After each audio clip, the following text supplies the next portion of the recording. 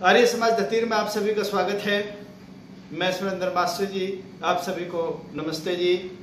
अंदर कौरव जो थे एक एक करके मारे जा रहे थे।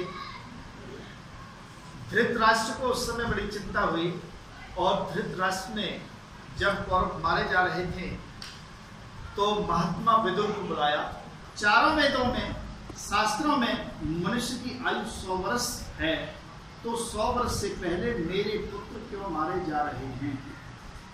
महात्मा विदुर महाभारत के अंदर इतने विद्वान थे कि उनके बराबर विद्वान उस समय उस परिवार के अंदर वो सबसे। जब महात्मा विदुर ने उनको उत्तर दिया कि महाराज, मनुष्य 100 वर्ष से पहले 6 कारणों से मारा जाता है। आप विदुर नीति पढ़ करके देखें कि विदुर नीति में विदुर महाराज क्या कहते हैं। महाराज विदुर कहते हैं कि हे महाराज, इसलिए मनुष्य 100 वर्ष पूरा करने से पहले मारा जाता है। 6 दोष उसके अंदर होते हैं। वो कौन कौन से होते हैं? सबसे पहला दोष है अभिमान, जिसे घमंड कहते हैं। दूसरा है अधिक बोलना। हमारी आवश्यकता है नहीं और बार बार हम धाए धाए किसी के साथ बैठ करके दे जा रहे हैं, कोई गप मारे जा रहे हैं, ये अधिक बोलना है। उसके बाद है क्रोध करना। उसके बाद है चौथा चुगली करना और 5वां है दान न देना और 6था है केवल अपने ही स्वार्थ के लिए सोचना। ये 6 पैनी तलवार है महाराज, और ये 6 पैनी तलवारें मनुष्य की आयु को काटती रहती हैं। वो चाहे मैं हूं या आप और हम सभी बैठे हैं और कोई भी इस पृथ्वी पर जो मनुष्य है, क्योंकि मनुष्य ही ऐसा जीव है जो अपने कर्मों से अपने इस जन्म को भी और परलोक को भी, जो आने वाला जन्म हमें मिलने वाला है, उस सबको सुधार सकता है। अब सबसे पहला महात्मा विदुर ने कहा कि अभिमान होता है घमंड करना। कई बार ऐसा होता है कि व्यक्ति को पता नहीं चलता कि घमंड में है कि नहीं है, क्योंकि दूसरे को पता होता है। वो तो महसूस दूसरा करता है कि इस समय यह अहंकार की भाषा बोल रहा है या किस मद में बोल रहा है। अब हमें अभिमान किस बात का है? अभिमान हमें नहीं करना चाहिए। जैसे कोई व्यक्ति कहने लगे कि मुझे अभिमान है कि मैं बहुत ताकतवर हूँ। आप विचार करें, कोई व्यक्ति विचार करे जो ये सोच रहा है कि मैं बहुत ताकतवर हूँ, मेरे अंदर बहुत जान है। अगर आंधी चल जाए और आंधी से एक तिनका या एक कण आपकी आंख में आकर के गिर जाए, तो मैं ये कहता हूँ कि आपकी सारी की सारी शक्ति धरी की धरी रह जाती है। हम उसी में लगे रहते हैं जब तक वो निकलता नहीं है। इसका मतलब अभिमान अब आप जान लगाइए उसमें, लेकिन नहीं लग सकती। इसलिए हमें इस जो घमंड है ताकत का, वो भी क्या है। दूसरों को, कईयों को ऐसा घमंड हो जाता है कि भाई तुम तो सुंदर बहुत है, बहुत खूबसूरत है। अच्छा भाई, खूबसूरती के लिए आप विचार करें। किसी ने कहा कि भाई इसकी नाक तो बहुत अच्छी है, तोते जैसी नाक है। उसकी तुलना देखो कहाँ कर रहा है, तोते जैसी नाक। इसका मतलब तेरी नाक अच्छी नहीं है। नाक किसकी अच्छी है? तोते की अच्छी है, जो परमात्मा ने बनाया। अब हम कहेंगे कि इसके नैन देखो, मृग के जैसे नैन है, इसके आंख बड़ी सुंदर है, लेकिन आपकी सुंदर नहीं है। सुंदर तो मृग के हैं, आपके सुंदर कहाँ रह गए? अब कोई कहने लगे कि इसकी जो आवाज है वो बिल्कुल कोयल जैसी है। आप विचार करें, यहीं पर बैठे बैठे सभी चिंतन करें। आवाज मेरी अच्छी नहीं है, आवाज आपकी अच्छी नहीं है। आवाज तो परमात्मा ने किसकी अच्छी बनाई है? कोयल की। आपको कोयल जैसी आवाज उसकी कोयल की सुनाई दे रही है। इसलिए हम अभिमान करें इस ताकत का और शरीर का, तो व्यर्थ है करना। इसलिए हमें अभिमान नहीं करना चाहिए। किसी को अभिमान हो जाता है कि मेरे पास में धन बहुत है।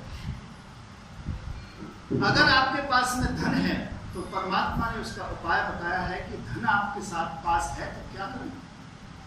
देखिए, धर्मस्य मूलम अर्थ है। अर्थ धर्म का मूल है।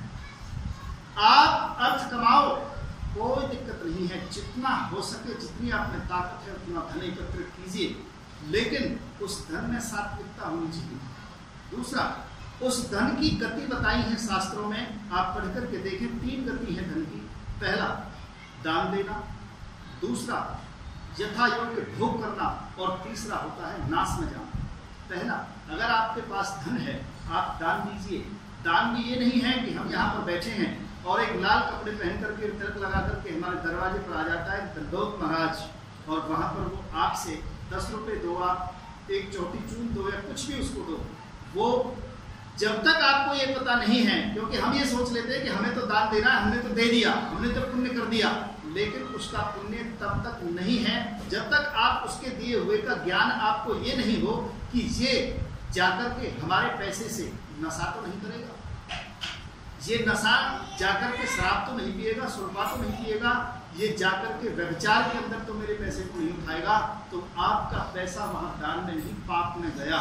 इसलिए वो जो आया है उसको हमारा दान होगा कि भैया अगर तू भूखा है, प्यासा है, बैठिए, उसकी इज्जत कीजिए, क्योंकि वो अतिथि है, आपके दरवाजे पर आया है। निरादर मत करो किसी का, न करना चाहिए। इसलिए अब हमें यहाँ पर ये देखना है कि दान वो होता है कि जिससे हमारे देने से किसी जीव आत्मा को सुख प्राप्त होता है।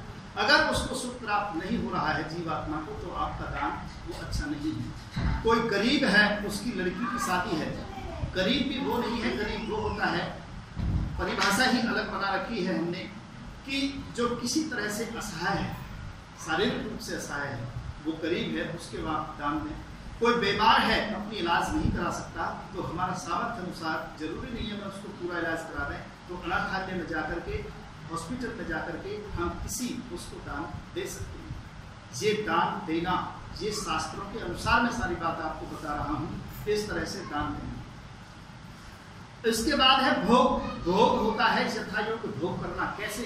जैसे मेरा सामर्थ्य है, मैं कमाता हूँ 100 रुपये, और 100 रुपये कमा करके मैं दोनों वक्त अच्छी 2 सब्जी खा सकता हूँ, सलाद खा सकता हूँ, और अच्छी चटनी बना करके खूब खा सकता हूँ, कई चीज़ खा सकता हूँ।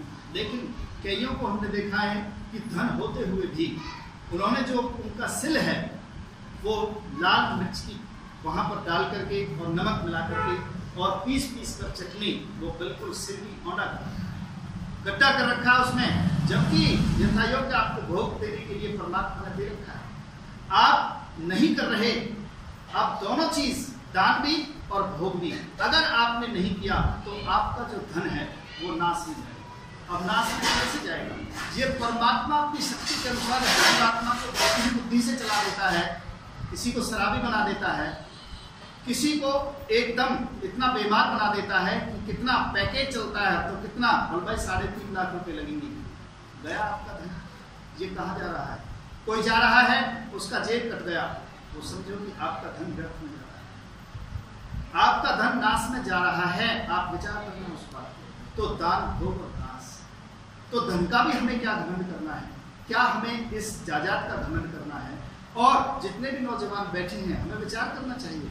हम जो हमारा पिता है, हम उसके लिए अभिमान करते हैं कि भाई हमारे पिता ने इतना कमाया है, वो किया। नहीं, आप ठीक है, अभिमान नहीं, स्वाभिमान रखिए कि मेरे पिताजी ने इतनी प्रॉपर्टी की है, मैं उस प्रॉपर्टी में बढ़ा हूँ, उसको घटाऊं नहीं। इस बात का विचार हमें अपने मन में रखना चाहिए। पिता ने अगर 10 रुपये कमाए तो मैं सोचूं मैं 50 कमाऊं पिताजी के सामने, ऐसी भावना हमारे अंदर होनी चाहिए। अब हमें दान, भोग और नाश, ये सारी बातें आ गई, तो अब धन के ऊपर भी हमें क्या धन करना है? बहुत से कहते हैं कि हम तो भाई 6-7 भाई हैं और हमारे सामने कौन है? तो मैं कहता हूं कि आप विचार करके देखें पूरे समाज के अंदर कि कहीं कहीं परिवारों के अंदर कितने भाई ऐसे हैं जो बैठ करके एक जगह हंसते हों, जो बैठ करके एक जगह बात करते हों, जो बैठ करके भाई भाई से बड़ा खुश होता हो। तो भैया उनका भी क्या धन है? आप किसका धन करते हो? तो इसलिए हमें विचार करना चाहिए कि अभिमान हमें कभी भी अपने मन के अंदर, वाणी के अंदर अहंकार नहीं लाना चाहिए। इतना बात हम अवश्य सब जाने और शास्त्रों से जाने। उसके बाद अभिमान के बाद उसने कहा है कि व्यर्थ में बोलना। आप व्यर्थ में क्यों बोलते हो? जितनी आवश्यकता है उतनी बात अपनी पेश कीजिए, और कोई आपसे सवाल जवाब कर रहा है तो उतनी ही बात करें जो लिमिट की जो बात है। उसके बाद में दान न देना, ये बात आपने पहले सुन ली कि भाई किस तरह से हमें दान करना चाहिए। एक क्रोध करना। क्रोध व्यक्ति कब करता है? क्रोध व्यक्ति को जब आता है जब उसके मन की इच्छा की पूर्ति नहीं होती है। कभी भी देख लेना आपने क्रोध, हम चाहते हैं कि मेरे अनुकूल सब काम चलना चाहिए, ऐसा नहीं हो सकता। आप किसी दूसरे के अनुकूल चल सकते हो, दूसरे को अपने अनुकूल नहीं चला सकते जब तक आपके अंदर ज्ञान नहीं है, गुण नहीं है। अगर आपके अंदर गुण होंगे तो दूसरे व्यक्ति को आप अपने अनुसार चला सकते हैं। इस प्रकार अगली जो तलवार है कि केवल अपने ही स्वार्थ के लिए सोचना। आज का जो इंसान है वो केवल अपने स्वार्थ के लिए सोचता है, परंतु हमें दूसरे के लिए भी सोचना चाहिए। आप यहाँ पर परमात्मा का उदाहरण लीजिए कि परमात्मा ने सारी सृष्टि बना करके इस मनुष्य के लिए, भोगने के लिए और पशु और पक्षियों के लिए कितना सब कुछ बनाया है। भजन में एक एक बात सुनी आपने। एक चिड़िया जो होती है, वो कह रहे थे ना कि लेंटर को टपकते देखा। जो लेंटर हमने बनाए हुए हैं उनको भी हमने टपकते देखा है। और एक चिड़िया होती है जो घोंसला बनाती है, और छोटी सी चिड़िया होती है। आप कहीं जो पेड़ है, लंबा ऊंचा खजूर का पेड़ है, उस पर देखें वो लटका रहता है। और इतनी कलाकारी उसमें किसने दे दी, इतनी बुद्धि किसने दे दी कि वो उसमें घुसने के लिए जगह बनाती है, और घुसकर भी भीतर उसमें एक खोल बनाती है, और वहां भी बैठती है। वहां भी आपको उसको फाड़ करके देखूं, मैंने कई बार वो रास्ते में से लेकर के फाड़ करके देखा है। उसमें भी पता नहीं कहां से रुई, कपड़े, धागे, गद्देदार चीज लाती है अपने बच्चों के लिए, अब उनको वहां पर लगा। कितना परोपकार परमात्मा ने हमारे लिए। एक पेड़ है, आम का पेड़, आम के पेड़ के अंदर फल लगते हैं, जामुन के अंदर फल लगता है, टमाटर के पेड़ के अंदर टमाटर लगते हैं। क्या परमात्मा उसको स्वयं खाता है? परमात्मा ने हमारे लिए इतनी नदी नाली सब बनाए हैं, वो पानी को पीता है। किसके लिए बनाए हैं? हमारे लिए। इसीलिए आप भी अपने ही स्वार्थ में, अगर परमात्मा खुद आम लगाए और जामुन हम पहुंच नहीं पा रहे हैं और जामुनों को पकड़ करके खुद ही खा ले, तो वह परमात्मा पूजा के योग्य नहीं रहेगा, आप उसको पूजोगे नहीं। तो परमात्मा ने निस्वार्थ होकर के जब हमारे लिए इतना सब कुछ बनाया है, तो हमें भी ईश्वर की आज्ञा का पालन करना चाहिए। अब परमात्मा की आज्ञा का पालन क्या है? हमें हमेशा परमात्मा के भजन के लिए आदत डालनी चाहिए। मैं थोड़ी सी बात कहकर के अपनी बात को विराम देता हूँ। ये जितने भी नौजवान हैं, जब हम बालक रहते हैं, जब तो ज्ञान नहीं होता, समझ नहीं आता, और जिस समय हम नौजवान रहते हैं उस समय हमें ज्ञान भी होता है और समझ में भी आता है। तो हमें नौजवानी से ही स्वाध्याय करना, अच्छी अच्छी पुस्तकों का पढ़ना, ये आदत हमें डालनी चाहिए। आप वेद पढ़ सकते हो, आप रामायण पढ़ सकते हो, आप महाभारत पढ़ सकते हो, आप गीता पढ़ सकते हो, आप सत्यार्थ प्रकाश पढ़ सकते हो, आप उपनिषद पढ़ सकते हो। आप इतनी धार्मिक पुस्तकें हैं जिनसे हमारे ज्ञान में वृद्धि होती है, उन सबको पढ़ सकते हो। तो हमें ये आदत डालनी चाहिए। ये परमात्मा की आज्ञा का पालन है। दूसरा, कुछ आदतें ऐसी हैं जो हमें, एक तो सूर्य निकलने के बाद हमें सोना नहीं चाहिए, हमेशा सूर्य निकलने से पहले उठ जाना चाहिए। हमेशा हमें अपने माता और पिता का और गुरु जो हमें शिक्षा देता है, और जितने भी हमें आदर्श और बड़े हैं, बुजुर्ग हैं, उन सबका आदर करना चाहिए। हमें झुकना चाहिए। आप झुकने की एक बात देखें, जिस समय सहतूत का पेड़, जामुन का पेड़, कोई भी फलदार जो वृक्ष है, वो अपने फलों को लेकर के झुक जाती है उसकी टहनी, और जो फल नहीं देता वृक्ष और सूखा ठूठ जो होता है वो बिल्कुल खड़ा रहता है, वो नमता नहीं है। इसलिए आप झुकना सीखे। जैसे पेड़ हमारे लिए झुक रहे हैं, जैसे परमात्मा हमारे लिए सब चीज का पूरा इंतजाम केवल और केवल किसके लिए है? इस मनुष्य के लिए है। लेकिन इस मनुष्य ने आज की इस भागदौड़ के अंदर परमपिता परमात्मा को बिल्कुल भुला दिया है। तो आप ईश्वर को ना भूलें, अपनी संस्कृति को नहीं भूलें। परमात्मा की जो आज्ञा है, एक एक करके अपने अंदर ये देखें कि मुझे, मेरे अंदर कितने दोष हैं। मैं सिगरेट पीता हूँ, इसी तरह से परमात्मा मेरी सिगरेट को पीना छुड़ा दे। मैं शराब पीता हूँ, हे ईश्वर मेरी इस शराब को किसी तरह से छुड़ा दे। परमात्मा प्रेरणा देता है हर गलत काम करने के लिए।